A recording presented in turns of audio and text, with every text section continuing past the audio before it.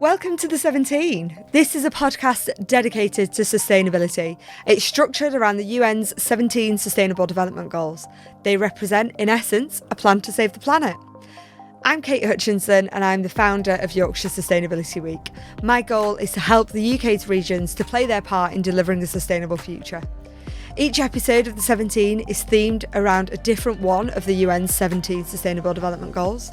A new episode drops on the 17th of each month, and each time I'll be joined by a new guest who has a real expertise and influence related to one of those goals. We will talk about why the goal is important, what the current situation is, and what actions we can take at an individual, regional, and even global level to make progress. It's episode 2 and we're tackling goal 8, which is decent work and economic growth. Promote sustained, inclusive and sustainable economic growth, full and productive employment and decent work for all. We're an independent podcast, which means that we can critique these UN goals as well as describe and discuss them. And I know that today's guest has some strong opinions on this goal, which is exactly why we've asked for him to come on. So our guest this episode is a regenerative business designer who spent the first part of his career working on public and private sector economic development. He was instrumental in the UK's first ever carbon negative local industrial strategy and is a circular economy pioneer right here in Yorkshire. It's Tim Frenneaux. Hello, thank you. Welcome to the 17. Oh, it's great to be here. Thank you. You've asked me to come and talk about my favourite topic, so thank you, Kate. Good. Oh, I'm really, really thrilled that we can have you. So thanks, Tim. So, Tim, tell me a little bit more about how economy and sustainability have played such an important role in your life. Well, I'm a geographer by training, so I guess I've always tried to bring together lots of different fields and lots of different perspectives. And for most of when I was working in a career mainly in the public sector, I was working on economic development. Mm-hmm. But it was always done in a spirit of trying to be more sustainable. And towards the end of my career, when I was head of economic strategy at the York and North Yorkshire Enterprise Partnership, we started to do an awful lot of work on bioeconomy, circular economy, climate change, and incorporating things like donut economics. So it's always been part of my career, but it's something I passionately believe about as well. Mm-hmm. And since leaving my career, I've had the ability to pursue it even further. Mm-hmm. And I guess being freed from some of the institutional constraints that came with that, I've been able to really start to do what I feel is important and what the world needs about changing the way things work and changing the way the system works. So yeah, it's always been part of stuff that I do, but now it is the absolute heart of everything I do in the regenerative design stuff, in the stuff that I do running my own business, and in collaboration with the Leeds Donut Coalition. So let's dive into the UN Sustainable Goal number 8, decent work and economic growth. The aim here is to promote sustained, inclusive and sustainable economic growth, full and productive employment and decent work for all. Here are some of the facts about the current situation. According to the UN Department of Economic and Social Affairs, global economic recovery post-COVID is hampered, amongst other things, by rising inflation and labour market challenges. Global unemployment is over 6%. 1 in 10 children are engaged in child labour. And global annual GDP growth is 2.5%. It was 4.4% before the Ukraine war. So, Tim, how big is the challenge here? I mean, the challenge is massive. And what we're seeing in those figures is that growth is starting to stall. But it was always going to start to stall because we've been driving the system based on we must make more growth, we must make more growth. And since the 1950s, everything has been growing everywhere all the time. It's called the Great Acceleration. And we seem to be working on this presumption that we could just continue with growth forever. And very few economists actually look past the hockey stick that they predicted of growth, to say, well, what comes after that? And now we're starting to see what comes after that. Now we're at the transition point of going, well, actually, this growth isn't getting us to the place where we wanted it to be. And in fact, it's starting to slow, and we're starting to see the system show the cracks. So we're starting to see the breakdown. There's a great phrase that the environment is starting to send invoices back to the economy. And it's because we've always had this narrow view of economic growth as the prime thing that would deliver all the other benefits that we wanted from society. And it's starting to be shown as the fallacy that it always was. Even the guy who came up with measures of economic activity at country level, Simon Kuznets, an economist in the 1930s in the States, even he said that measuring the national product is no way to measure the well-being of a country. Yeah. But we did, and we adopted this thing of growth, and it's become central to everything. And we've built our whole edifice around growth, but it's starting to crumble. So it's quite the stats that the UN are reporting about growth starting to slow. It's absolutely right. But the challenge isn't how do we refresh growth? How do we pump more energy back into this? It's how do we find a model that moves us past growth to deliver well-being? Because ultimately, what are jobs and businesses and the economy for? It's not to create money. Money is just a social construct. Sorry, I'm stealing your words there. But it is. Money is a social construct. It's a means to an end, not an end in itself. And the end is well-being and quality of life. But we've lost sight of that because the thing that we've been told to measure, that economists have obsessed about, that then translates into business and banking and investment and everything else, is just the money bit of it. Yeah. But actually, economic wealth, prosperity, is built on a much broader series of capitals than just money. There's environmental capital, there's social capital, there's so much more that goes into it. But we just measure one small bit of it. So that's why growth is starting to fail. And I have to be honest, it mystifies me a little why economic growth is part of the Sustainable Development Goals, because it's pushing in the opposite direction to all the other goals. All the other goals are trying to deliver well-being and quality of life. Yeah. And yet, by focusing on saying, well, we need to continue with economic growth, though, because everything that's related to everything else, it actually undermines everything else. And that's why we're not making the progress that we expected on the Sustainable Development Goals, because they're actually in conflict with each other. And it's particularly Sustainable Development Goal 8 that's the one that's in conflict with it all. So that's really interesting, that whole conflict piece, isn't it? Because you're absolutely right. We've been operating in this world for a very long time that is ultimately economy seems to come first before everything else. And then everything else seems to have to fit around the economic model that we're operating in, rather than it being this is how we should live and the economic model should then fit to us. It feels the other way around. So where do we go from here? What happens? What do we need to do? So a lot of my work is based on donut economics. The book Donut Economics was released in 2017 by an amazing economist called Kate Hutchinson. And she sums it up beautifully. She says, we've got an economy that needs to grow whether we thrive or not. We need an economy that helps us thrive whether it grows or not. Yeah. And that's the difference. We need to turn it on its head. So I'm not anti-growth. I am absolutely not anti-business. Business is the most powerful agent of transformation that we've ever had. Businesses have reshaped the planet. Businesses have ushered in the Anthropocene. So we have remolded the planet. So that shows how powerful businesses can be. We need to turn that phenomenal power onto creating a better world rather than extracting as much value and degrading as much of the environment in the process as we can, whilst oppressing huge amounts of people, because that's what the system is doing at the moment. So we really need to turn it on its head and say, how do we do things differently?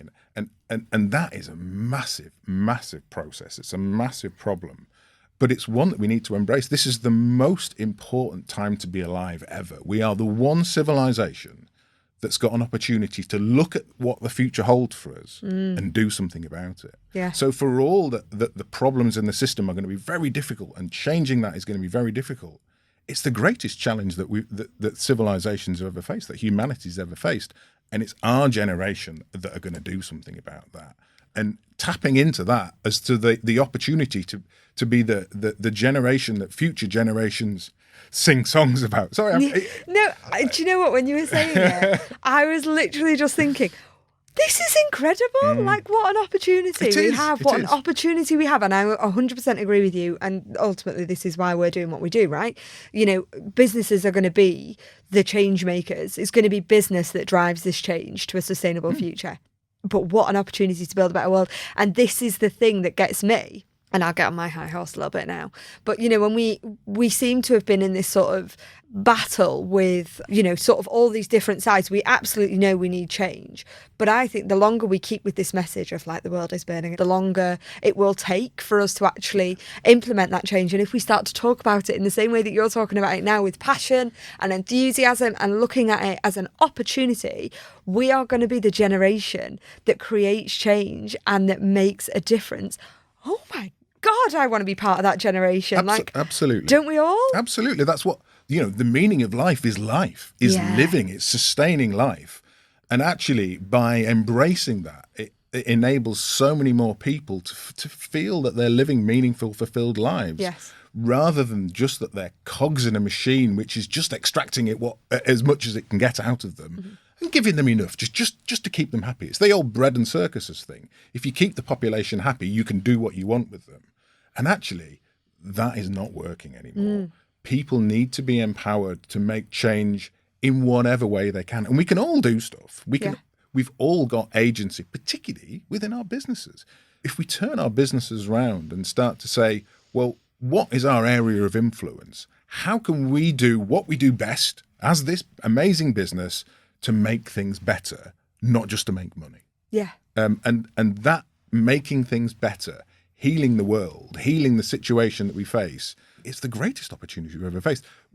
And I think that's one of the things that, coming at the environmental movement from this perspective, from strategic perspective that looks at the big picture, and from an understanding of business, which often you don't see within the environment sector. Businesses aren't just the problem, they are the solution. Yeah, 100%. And we need to paint that upside. We need to paint a better picture and not keep telling people what they're doing wrong. Yeah. Everyone knows that things aren't working. They want to do the right thing. We need to give them the tools and the ambition and the motivation to do that.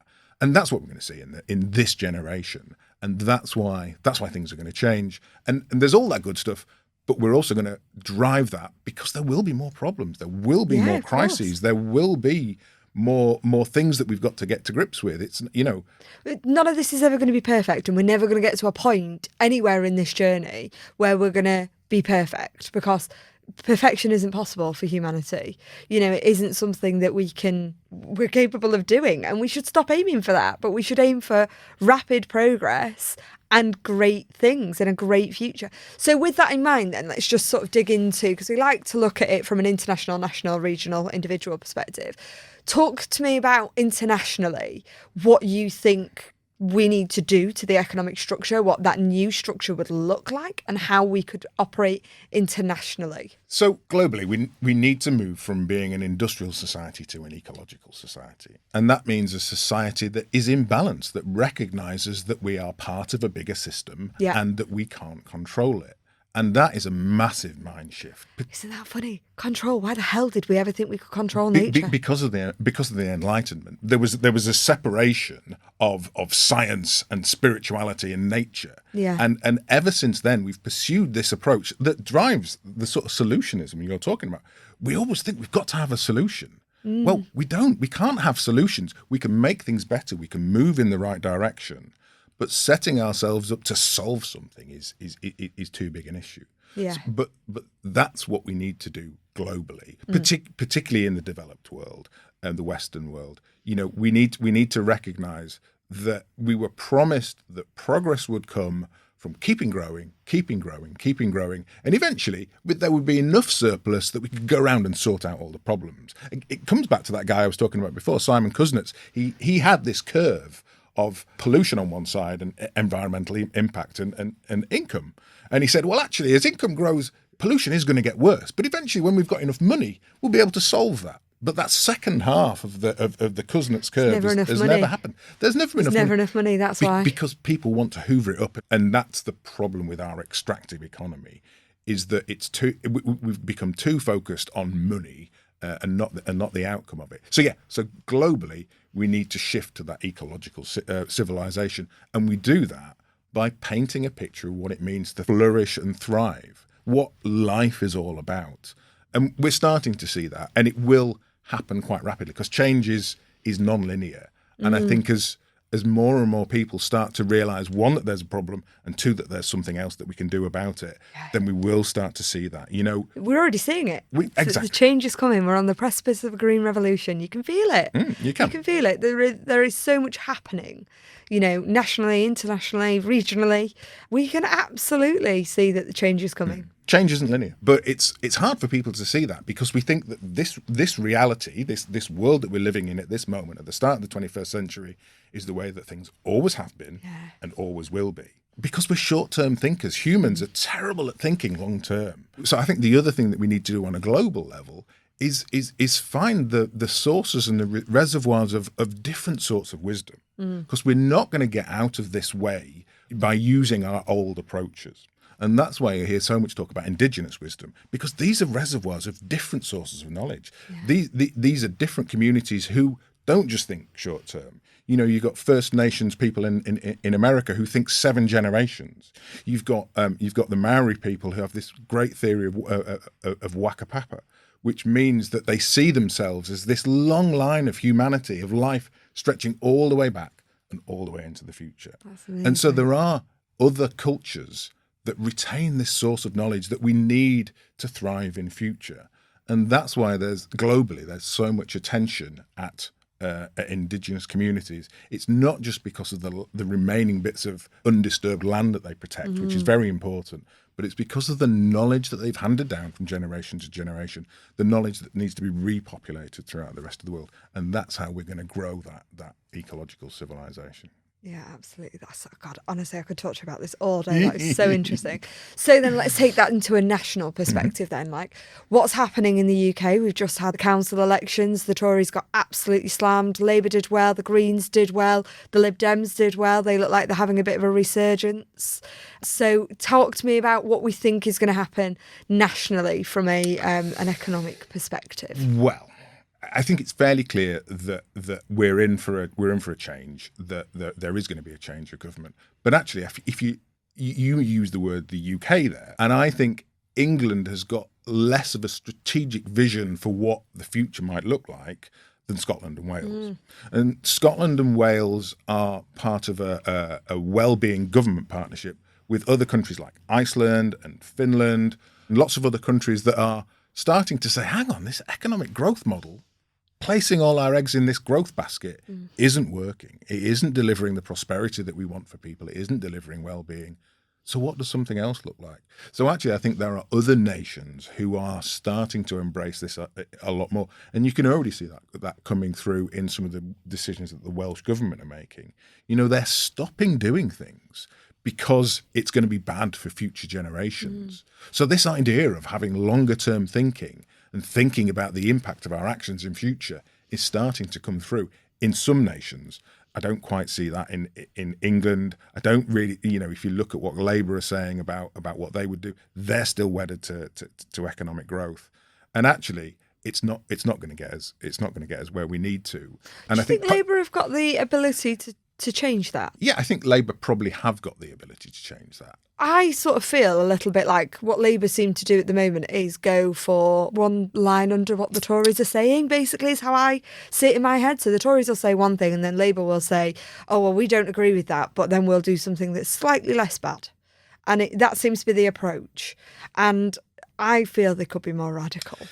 It's hard for politicians. I think that's the thing, is that we're trying to get a political system, a democratic system, which is based on short-termism, to think long-term, and it's very hard for those politicians to think long-term. So that's why there's calls for things like citizens' assemblies, other ways of bringing long-term thinking into this, because I think it is super hard for the political parties.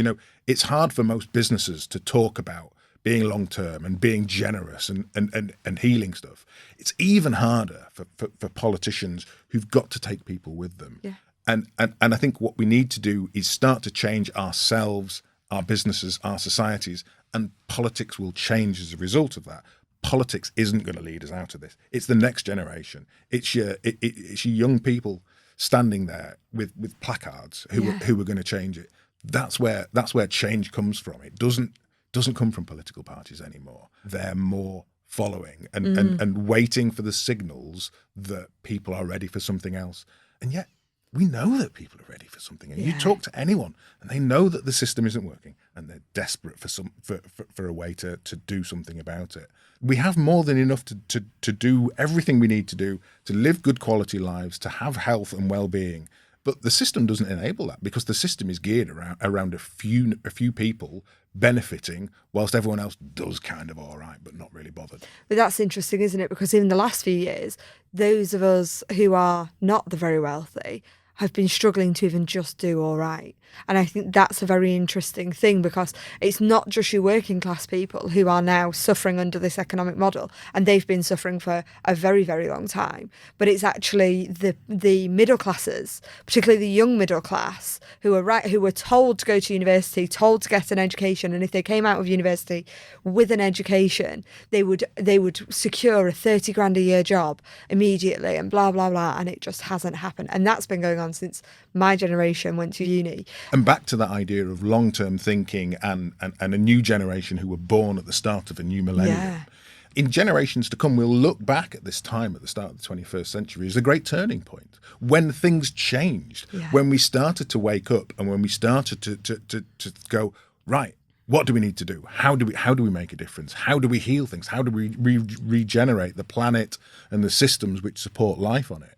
We just can't see that now because we're such short-term thinkers. I can't think beyond next week. Because as humans as a species, we are terrible at long-term thinking. But just take that momentary step back and look at the big picture of where we are.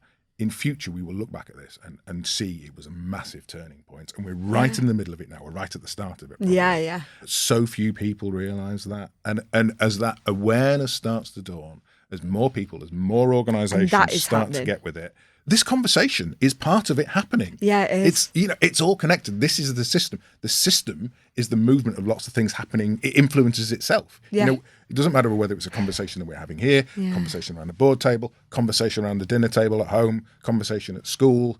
Every conversation that says, what are we here for? And how do we make the most of these short and precious times that we've got on Earth are conversations that change things. This is going to be our life's work, isn't it? It is our life's work. But hey, what an amazing time to be alive. What an amazing time to be alive when we can do something about this. Yeah. We've talked a lot about the economic growth side of it. Yes. The other bit of it is good quality jobs. And that's still really important. And by businesses starting to recognise that they're not part of the problem, they're part of the solution, and empowering their staff to do something about it, you help bring well-being and meaning and fulfillment to people who've never experienced that in their daily lives. If you can say to people, actually, we are going to make a difference, we are going to make the world better, and you are going to do that in the bits of your business that you've got influence over.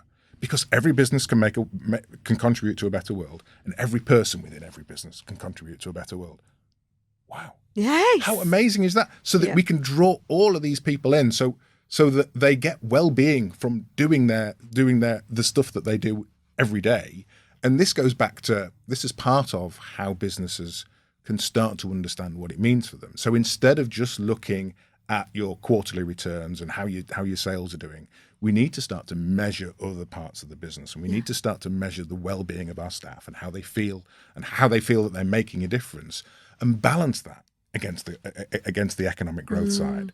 Because there's a whole load of other metrics that we need to be looking at in business to know whether our businesses are delivering that well-being and the prosperity that we want them to do. And we've just not done that before. It's that old thing about what gets measured gets managed. Yes. We're measuring the wrong things. We need to measure more things in business. And that's why you can see things like the 4-day week have really taken off. Yeah. Because actually, it's not about the hours that you spend at your desk. It's about the output that you deliver. Absolutely. And actually, if you change the context in which people are working, they can deliver more for your business in less time, and that can free them up to do the things that they want to do outside of that. Or the basic things like being able to put your washing on and Take your kids to school. Yeah, absolutely. And, do the big shop and all the other things, because this is the other thing about the shift economically over the last 70 years, really, is this move into bringing women into the workplace, which, obviously I'm very pleased that that's happened. But the dynamic shift has not become that then women have come into the workplace and then we've had more flexibility, time at home, etc. We're now in an economic model where both partners need to work and still need to raise the children as if they're not working, and still need to run a household as if they're not working. And there's nothing to support that, which is why it's unsustainable and why it's, ultimately not going to work. It's that old thing about diversity being a driver of innovation. The more diverse the team, the more diverse the perspective you bring to a problem, the more innovative your solution, and the less likely you are to be blindsided by something. And the role of women in the workforce is so fundamental and yet so badly understood by most male business leaders. To find that new way forward, we have to do an awful lot of letting go. Yeah. And for me, that has been the most powerful thing since going freelance and starting my own businesses, is that I've been able to let more things go to let things come. And so this gets us into the way we build a better future isn't the way that we built the old future. And again, I guess to relate it back to the Sustainable Development Goals, the Sustainable Development Goals are very symptom-based. So they're going, we've got a problem there, so we will solve that problem. We will solve that symptom. But we never go back to the system and say the system is causing it. So we're playing whack-a-mole. We're constantly running around, knocking down problems, and another one pops up because we don't work on a systems level. And the way you get back to working on a systems level is think about ourselves as individuals and our role within the system and the role of our organizations within the system. So we have to do an awful lot of letting go. And that's why we've got these. So there's an alternative to the Sustainable Development Goals, or I guess an addition, has been proposed called the Inner Development Goals.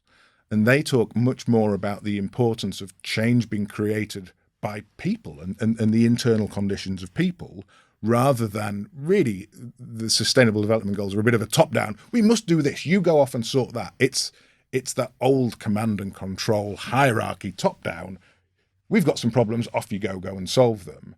And the Inner Development Goals are much more about developing our own capacity to engage with the problem. You'll have noticed that there's times during this conversation when I've been quite emotional, like I am now, because I allow myself to feel the problems that we've got, and it upsets and frustrates me.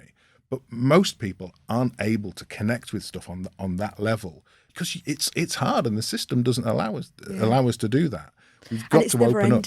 Yeah. I think that's one of the biggest challenges, isn't it? And I know that, we've got an amazing speaker called Clover Hogan coming to speak at Yorkshire Sustainability Week. And she's an activist, 24-year-old activist. She's absolutely phenomenal. She's incredibly emotional when she speaks because you can see that she feels this. She feels the connection to the problems and is genuinely distressed by the fact that there isn't a pace of change that she wants to see, which I think is really interesting. But then at the same time, she's able to hold that emotion. And then, what she's going to come and do at YSW is she's actually going to come and do a big visioning session with us on what does that future look like and how exciting is this future, because we have options here. We have options to change this if we just dream big enough. And that's my thing that winds me up chronic, is that we as a nation, as a region, as, the town I was brought up in, which is Barnsley,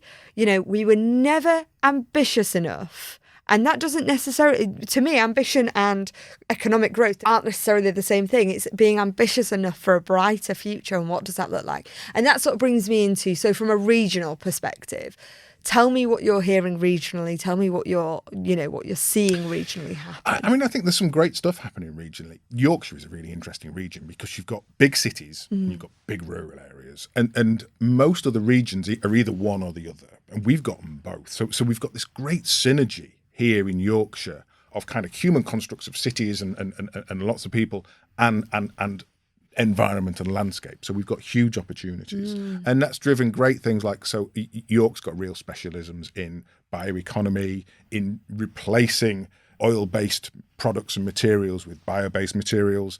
And that is driving a huge amount of prosperity within rural areas. It's reviving rural areas and giving new sources for that. We've got some great work happening on the circular economy. You know, we've got Circular Yorkshire, we've got the Circular Innovation Lab at Leeds Uni. So there are great institutional approaches which are starting to knit this together. It's still very early days, but I think, you know, you are doing great work at bringing all this together and putting it on a stage. And you're absolutely right. You know, we are not ambitious enough. We should be putting this front and centre of our bid, both locally and nationally, and saying to the rest of the country, actually, we're doing great stuff here in Yorkshire, and we can help show you the way, and we can be a test bed. Because so much of this is about, well, you can't do this, and you can't do that, and you can't do the other. It just doesn't inspire everyone. Yeah. And so we need that ambition, and hats off to you, Kate, for building a platform and holding space to create that ambition, because it's what we need. I honestly can't keep up with everything that's happening in Yorkshire. Every single day I find something else that is phenomenal, that is happening, that we should be shining a light on. This is what we need, is a wholesale, how can we, with the things that we do within our business, within our organisation, how can we start making things better tomorrow? And it doesn't require huge fundamental changes. It just requires us to think about, what do we do? How can we make a difference? And how do we start with that? And that innovation for innovation's sake is very interesting, isn't it? Because I saw a stat very recently which blew my mind. So the cloud now has a greater carbon footprint than the entire airline industry. That blew my tiny mind. And one of the things, when I was sort of reading up on it, you know, every single time you take 3 pictures of the same thing and then you fail to delete those 3 pictures of the same thing, you think about from an individual level, what can we do, right? Well, actually, that goes somewhere, that sits in a cloud. The cloud isn't in the sky, guys. It's actually a whole data hub, which is in the ground. It's very hot and it's very bad and all the rest of it, you know. There's loads of things from an individual point of view that we can do to solve that, but also tech for good. Exactly, and that's it. And there are societal level problems that technology can solve. You know, that's a very solvable problem, but we just need to wake up to it. And I think this goes back to that idea of, well, we can move into knowledge economy and service economy, and that'll decouple economic growth from environmental degradation. And it's just not true. It's another one of those fallacies that we had in the early days of coming up with something. Well, we'll sort it out in future. And that's what we've always been doing. We've always been kicking the can down the road. Oh, well, it'll be all right in future. And we're in that future now. Yeah. And things aren't all right. And they aren't solving themselves. So we need to be more proactive about that and more purposeful in saying, what influence have we got on the world as a person or a business or an organisation, and how can we use that influence to make things better? And that's all we need to do. And that liberates so many ideas, innovations that move us in the right direction. And again, it's about just moving in the right direction. That's 100%. All we need to do is start going in the right direction. I think the fundamental thing that you've sort of said continuously throughout this is that it all comes back to, we have to stop thinking short term.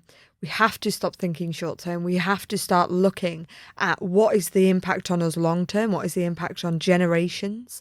And I love the idea of thinking 7 generations in front. I always like to think I'm gonna make sure before I die that my great grandchildren are going to be okay. So that's my sort of, in my head, I'm like, whatever that looks like, I'm going to leave a world that is going to ultimately mean that my great-grandchildren are going to be okay. And then I'm going to put the onus on my children and my grandchildren and my great-grandchildren from there to do the same. And if they do, or if they continue in that line, then we'll be all right. And again, we can learn this from looking at the natural world. So the natural world, nature is the longest running R&D project. Trees need to perpetuate their species, and they can do that over 10,000 years. They're not cognitive beings in the same way that we are. They don't think about the future. But what they do is they ensure the survival of their species. We're back to what is life about. It's ensuring the survival of life. And trees and plants in the natural world do that by protecting the place in which they live.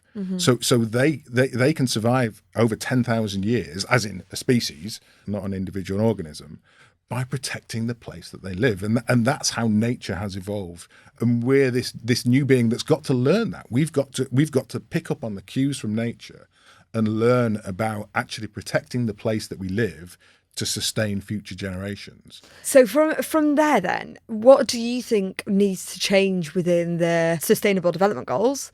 What do you think they should look like, and how should they operate for success?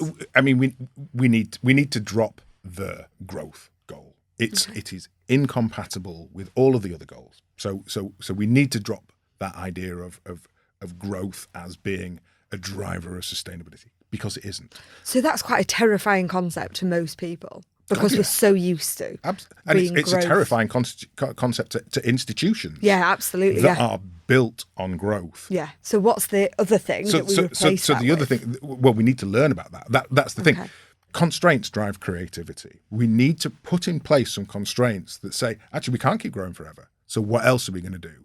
And people will, because we're an inventive species. This is what we're great at, is innovating and coming up with ideas. So we need to recognise that and say, well, actually, if we're not going to grow forever, well, what does it look like? What are the other policies? How does investment work? How does property work? How do taxes work? What does employment mean? What does pensions mean? We need to start to investigate all of those bits of the system, and that's really brave. But we've got to do that. We can't just keep going around in our blinkered little bubble saying everything's going to be all right and there isn't going to be a problem, and if there is, we'll solve it when we get to it. We need to start to put some constraints on ourselves and say everything isn't going to be all right unless we do something about it. So let's stop thinking that growth can be the engine of everything. It's not that growth is itself a bad thing. If we've got tech companies who are able to solve some of our societal problems, then their growth is a very good thing. I'm not anti-growth, but it's got to be make things better first, and if you grow as a result of that, then that's a good thing. But it's always the other way around. So we'll hear talk about green growth and inclusive growth, and it's always growth with a little bit of something else tacked on. It needs to be the other way around. It needs to be greening the economy, and if we can make growth out of that, then that's a good thing.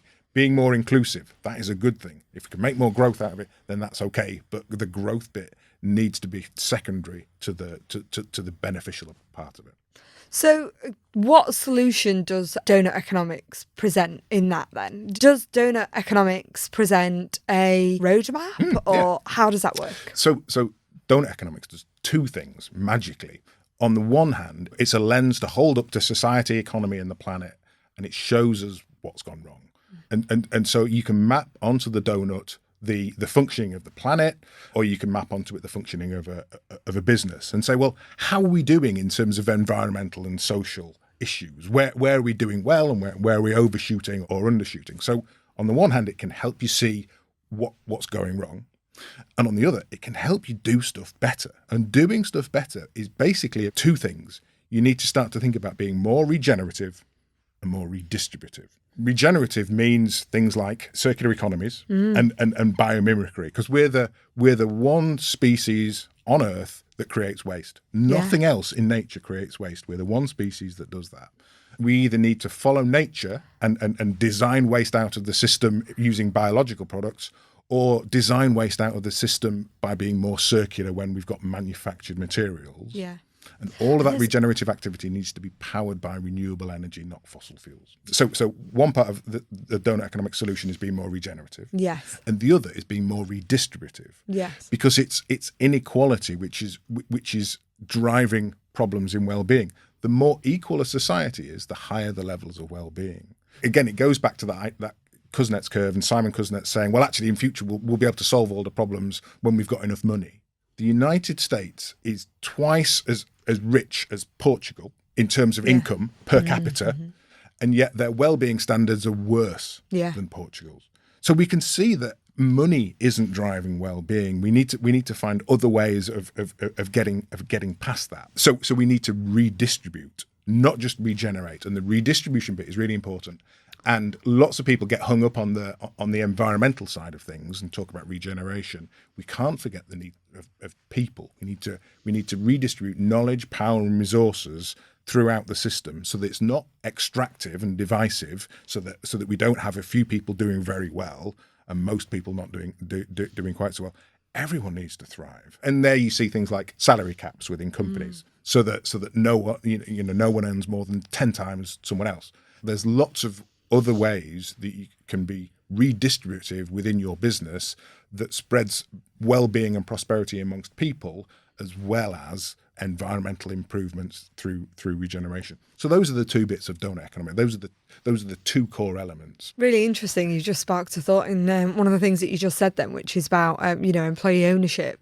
I was at an event recently that was all about investing in businesses, and how you get investment basically was the crack. So they got 3 businesses that had investment and 3 investor management businesses, sort of on a panel discussion, all talking about it.